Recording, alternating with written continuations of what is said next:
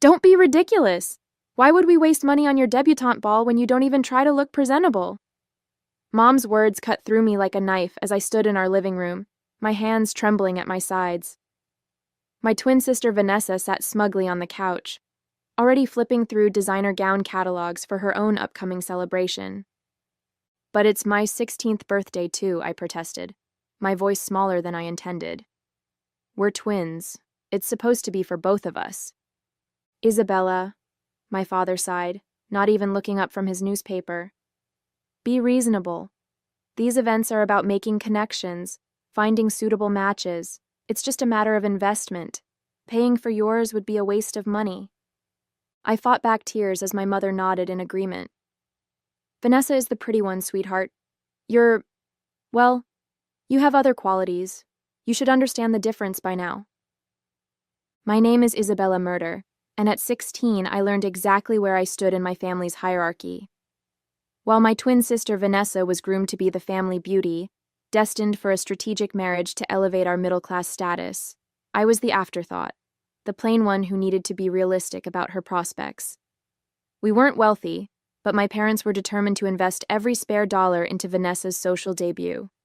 I wanted what any teenage girl wanted, to feel valued, to be treated as an equal, especially by my own parents. But standing between me and that simple desire was the unwavering belief that beauty was the only currency worth having in a woman. My parents had decided long ago which daughter was the better investment, and no amount of academic achievement or character development on my part seemed to change their calculation. That night, I locked myself in the bathroom we shared and stared at my reflection. Vanessa and I were identical in many ways, same chestnut hair, same hazel eyes, same heart-shaped face. But somewhere along the way, my parents had convinced everyone, including themselves, that subtle differences made her the pretty twin and me the smart one, as if we couldn't possibly be both.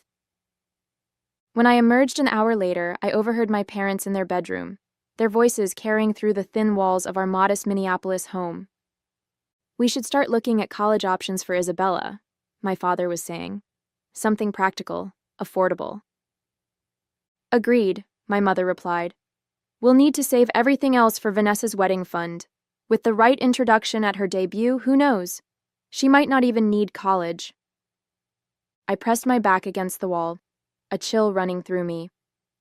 This wasn't just about a birthday party. They were plotting our entire futures along the same divided lines, and the gap between our paths was far wider than I had realized. The disparity in how my parents treated Vanessa and me wasn't new, though it had become more pronounced as we approached adulthood. Looking back, the signs were always there. Vanessa received new clothes while I got hand-me-downs. She took dance lessons while I was told the library was free. Her academic mediocrity was excused while my achievements were expected. I coped by throwing myself into my studies. If I couldn't be the pretty one, I'd be exceptional in other ways. By 16, I had already mapped out my path. Top of my class, scholarship to a prestigious university, then law school. When Vanessa was shopping for prom dresses, I was researching internships. When she was perfecting her makeup techniques, I was mastering debate strategies. Our parents saw my academic focus as appropriate for someone with my limitations, never realizing it was born from necessity, rather than natural inclination. They didn't see how I stayed awake until midnight studying, how I saved my lunch money to buy used textbooks, or how I volunteered at the local courthouse to build my resume. You're so lucky you don't have to worry about your appearance, Vanessa said once, as if she were complimenting me. Mom and Dad expect me to look perfect all the time. You get to just be yourself. Her words revealed how completely she had bought into their narrative. In her mind, our parents' favoritism was a burden to her, not a privilege. She didn't understand that their investment in her appearance came at the cost of investing in her character or intellect. Despite everything, I didn't resent Vanessa. Not really. She was a product of our parents' making, just as I was. On rare occasions, when our parents weren't around, we shared moments of genuine sisterhood. She would confess her insecurities, and I would admit my envy of the attention she received. These brief connections made me believe that beneath the competition our parents fostered, we might still have a chance at a real relationship. My Aunt Catherine was the only adult who seemed to see through the family dynamic. During a rare visit when I was 15, she pulled me aside after witnessing a particularly cutting remark from my mother about my appearance. "Your parents think they're setting you both up for success, but they're making a terrible mistake," she whispered. "Beauty fades, Isabella. Intelligence, determination, empathy, these are investments that appreciate over time." Her words had sustained me through the hardest days, but as the preparations for Vanessa's debutante ball consumed our household, even Aunt Catherine's wisdom felt like cold comfort. Still, I clung to it, hoping that somewhere down the line my parents would realize what they had done to both of us. The night of Vanessa's debutante ball arrived in a flurry of tulle and perfume. My parents had spared no expense. The venue was the Grand Hotel Ballroom. The guest list included the city's most influential families, and Vanessa's dress alone cost more than my entire college application fees combined. "Isabella, make yourself useful and help your sister with her hair," my mother called, barely glancing at me as she fussed with Vanessa's makeup. I dutifully took the curling iron, meeting my sister's eyes in the mirror. For a moment, I thought I saw a flicker of discomfort there, but it vanished as quickly as it had appeared. "You'll come to the ball, right?" Vanessa asked, her voice unusually soft. Before I could answer, my mother cut in. "Isabella will be helping the catering staff. We need someone to keep an eye on things, and it's good experience for her. Real-world skills." My hands froze mid-curl. "What? I thought I was attending as a guest." Mom's laugh was light and dismissive. "Don't be silly. These events are expensive enough with one daughter participating. Besides, the Hendersons' son will be there. He's Yale-bound, perfect for networking for your college applications." The realization hit me like a physical blow. I wasn't just being denied my own celebration. I was being relegated to the role of servant at my twins. I had accepted not having my own debutante ball, had made peace with wearing a simple dress from the department store rather than a custom gown, had even rehearsed a toast celebrating my sister. But this was humiliation designed to reinforce the hierarchy. "I'm not going to work as a server at my own sister's party," I said, setting down the curling iron. "Don't make a scene," my father warned, appearing in the doorway. "We've already told the catering manager you'll be there. They've adjusted their staffing accordingly." "You did this without even asking me?" "It's not like you had other plans," my mother replied, "and the experience will look good on your resume." I looked to Vanessa for support, but she averted her eyes, suddenly fascinated by her manicure. Her silence was the final betrayal. I left without another word, retreating to my bedroom where I sat on the edge of my bed, trembling with a mixture of anger and hurt. Through the wall, I could hear the continued preparations, the excited chatter, the compliments, the last-minute adjustments. Later that evening, dressed in the black pants and white shirt my parents had laid out for me, I stood in the kitchen of the Grand Hotel, watching through the service door as my sister made her entrance down the grand staircase. The gathered crowd applauded, my parents beamed with pride, and photographs flashed. "Family of the debutante?" asked one of the actual catering staff, noticing my fixed stare. "No," I replied, something hardening inside me. "Just the help." That night, as I carried trays of champagne past guests who didn't recognize me as the honoree's twin, I made a silent vow. I would never again allow my parents to define my worth. This humiliation would be the last they would ever inflict on me. The Monday after Vanessa's debutante ball, I walked into the school counselor's office with a plan. If my parents wouldn't invest in my future, I would have to create opportunities for myself. "I'd like to graduate early," I told Mrs. Winters, sliding my meticulous research across her desk.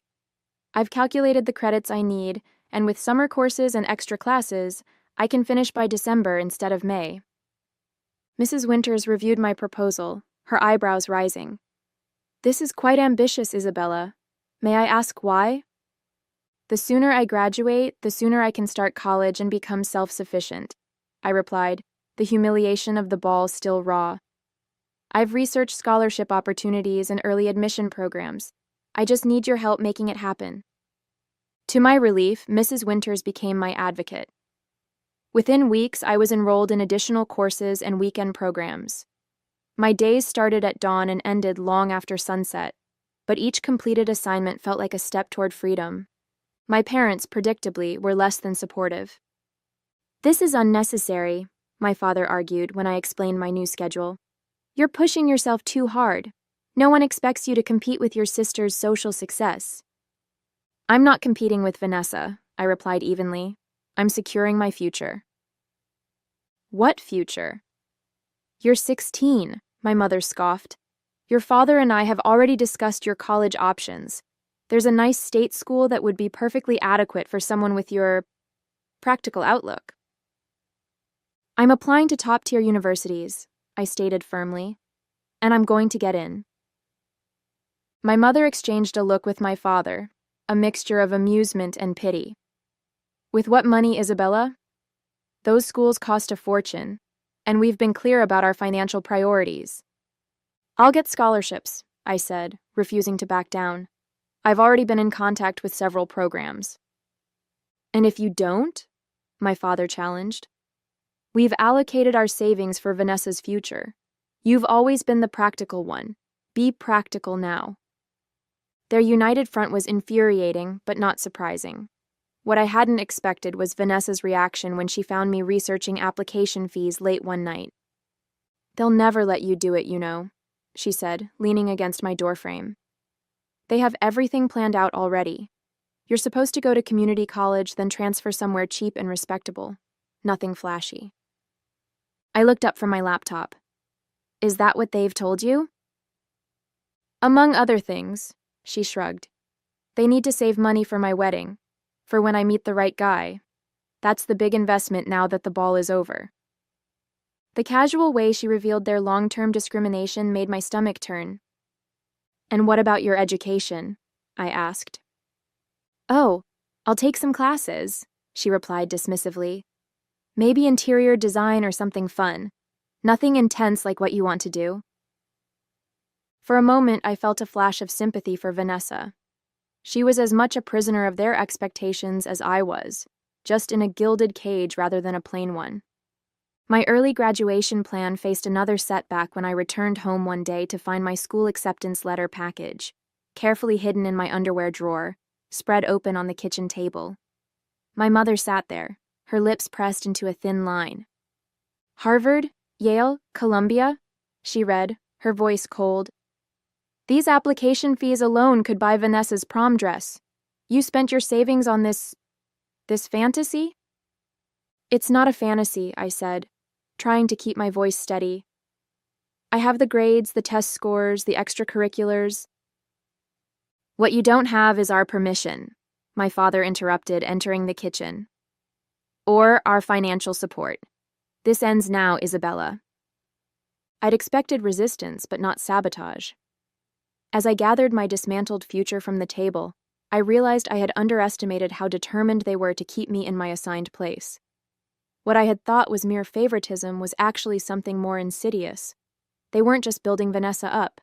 They were actively holding me down. The day my acceptance letters arrived, I wasn't home to receive them. I'd begun staying late at school, using the library computers to check application portals daily. When I saw "Congratulations" on the Harvard portal, I nearly collapsed in the quiet study area. Full scholarship. The words blurred through my tears. I printed the acceptance letter and tucked it carefully into my backpack, along with similar letters from Yale and Columbia, all with substantial financial aid packages. The validation was overwhelming after years of being told I wasn't worth the investment. I had a decision to make. Part of me wanted to rush home and wave the letters in my parents' faces, proof that their assessment of my worth had been wrong all along, but experience had taught me caution. I needed a plan that wouldn't give them a chance to sabotage me again. That evening, I stopped by Aunt Catherine's apartment. "I knew you could do it," she said, embracing me after reading the letters. "Have you told your parents?" "Not yet," I admitted. "I'm afraid they'll find a way to stop me." She nodded, understanding immediately. "You're 18 now, Isabella. Legally, they can't prevent you from going." "But they control all my documents.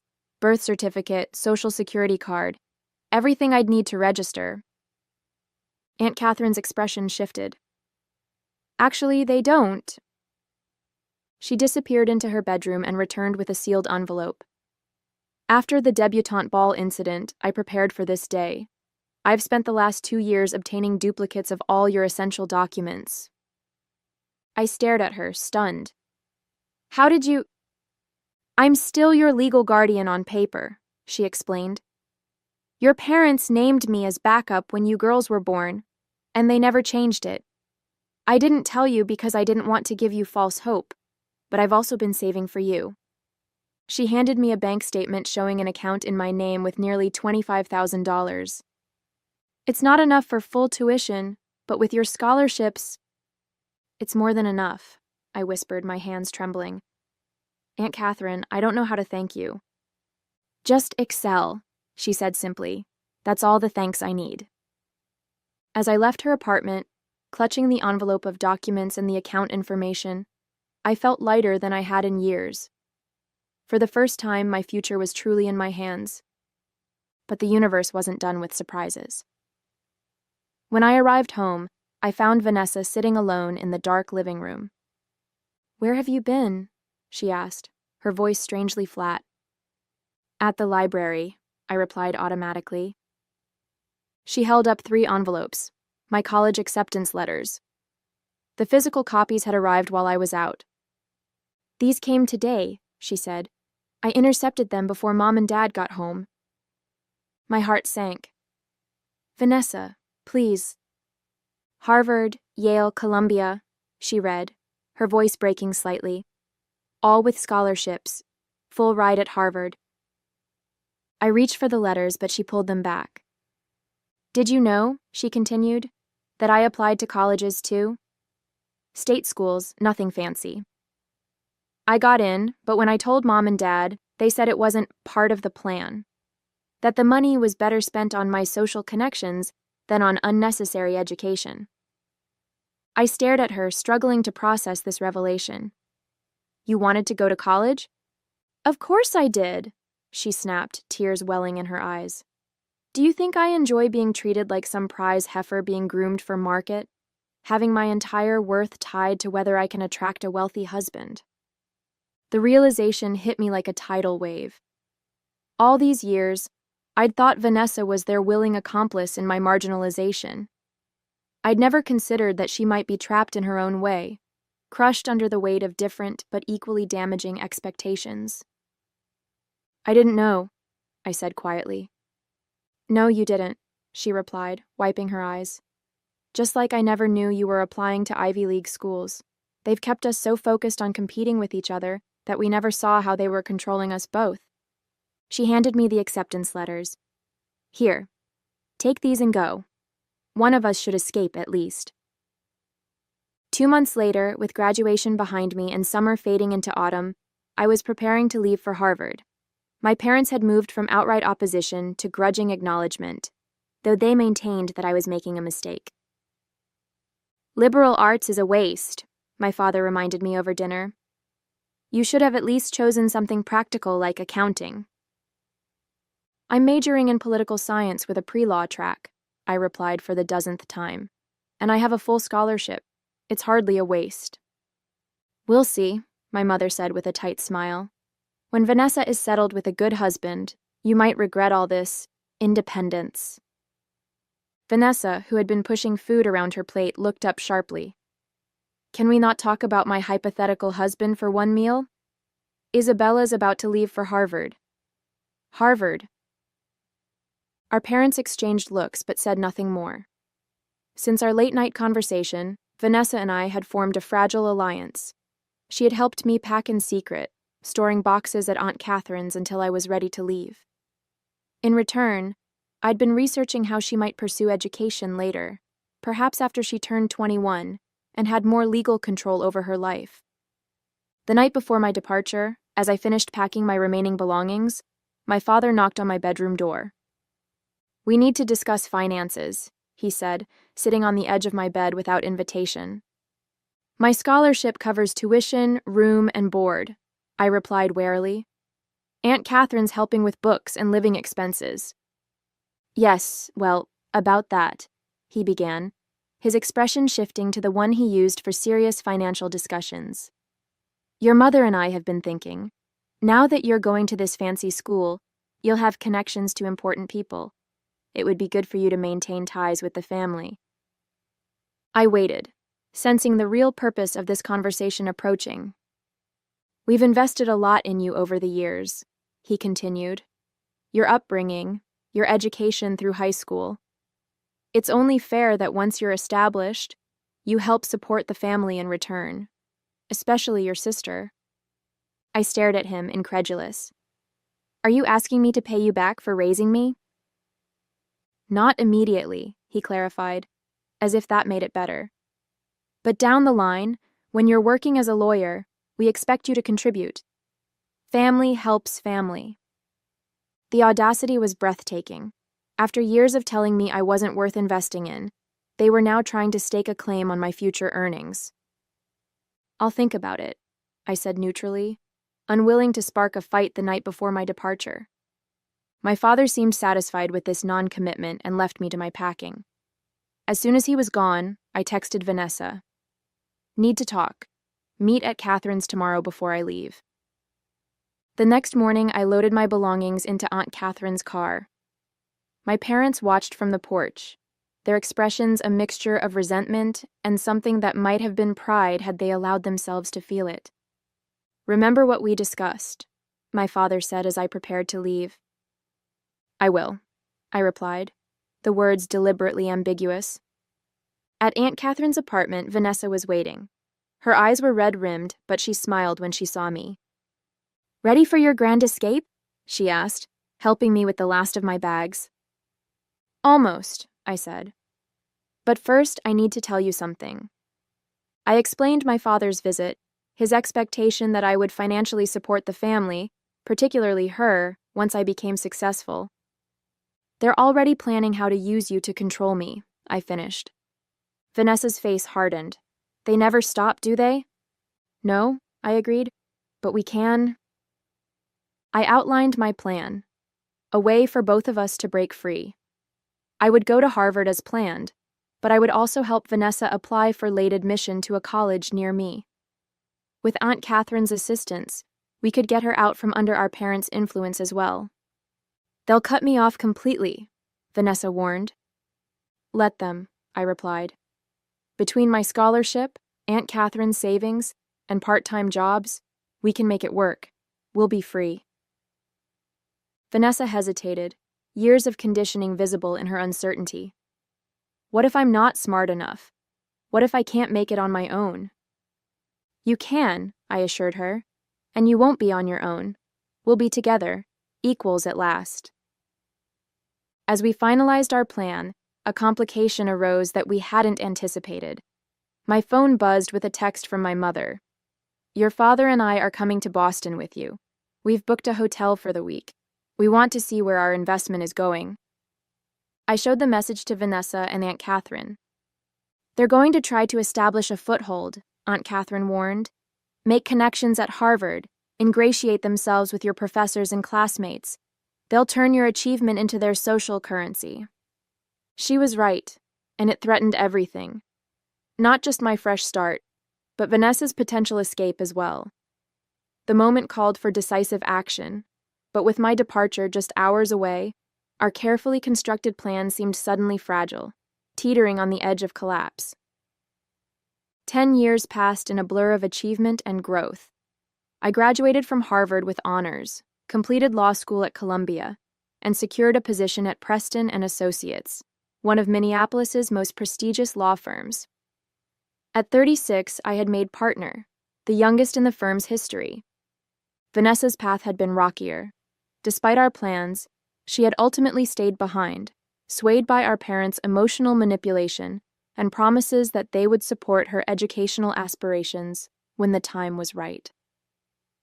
That time never came. Instead, she entered a series of relationships with men our parents deemed promising, each ending in disappointment. Now she was a single mother of 2 children from different fathers, living in our parents' basement. her potential buried under the weight of their expectations. We had maintained sporadic contact over the years, mainly regarding the children, James, 7, and Evelyn, 4, whom I adored despite the distance our parents had fostered between us. From Vanessa's increasingly desperate messages, I knew things at home had deteriorated. Our father had taken early retirement due to health issues, and their financial situation was precarious. I wasn't surprised when my assistant announced unexpected visitors one Tuesday afternoon. Mr. and Mrs. Murder are here to see you. They don't have an appointment, but they insist it's urgent. I took a deep breath, straightened my designer suit, and nodded. Send them in. They entered my corner office with the tentative steps of people in unfamiliar territory. My mother's carefully applied makeup couldn't hide the stress lines around her eyes.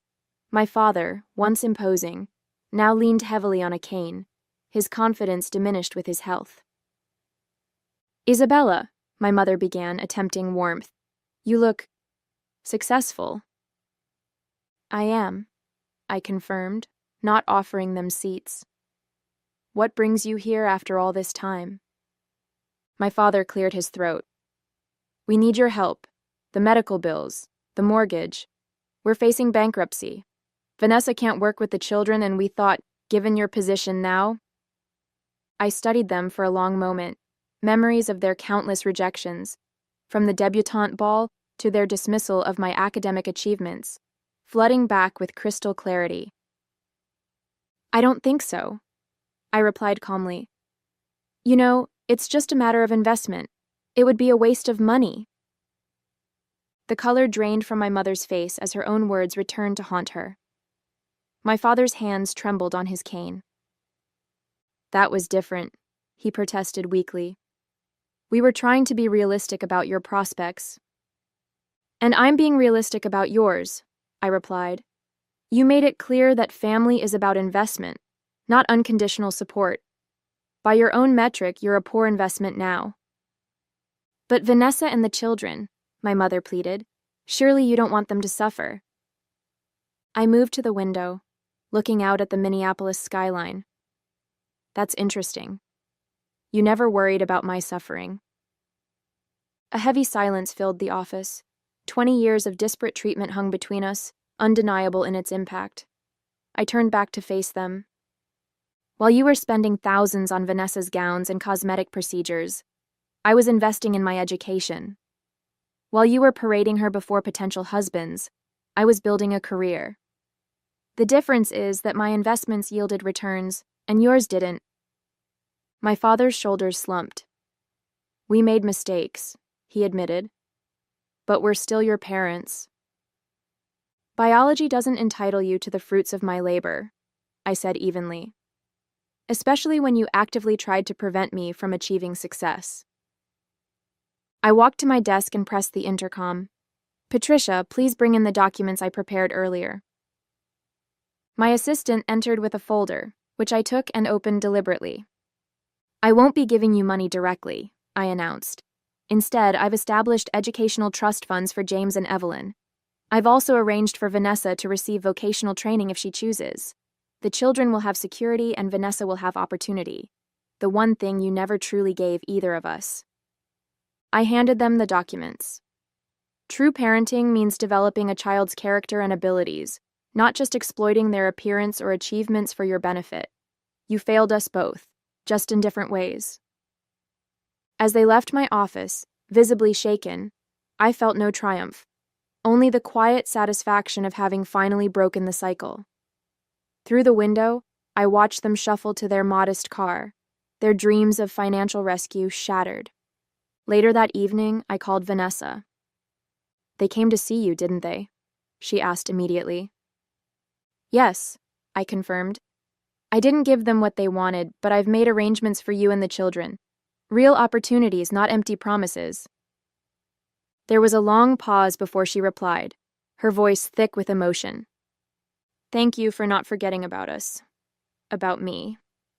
Never, I promised. We were both their daughters, even if they couldn't see our equal worth. As we talked into the night, rebuilding the bridge between us, I understood that the real investment had been the one I made in myself, Not just financially, but in preserving my integrity and compassion despite everything. That was a return no balance sheet could ever quantify.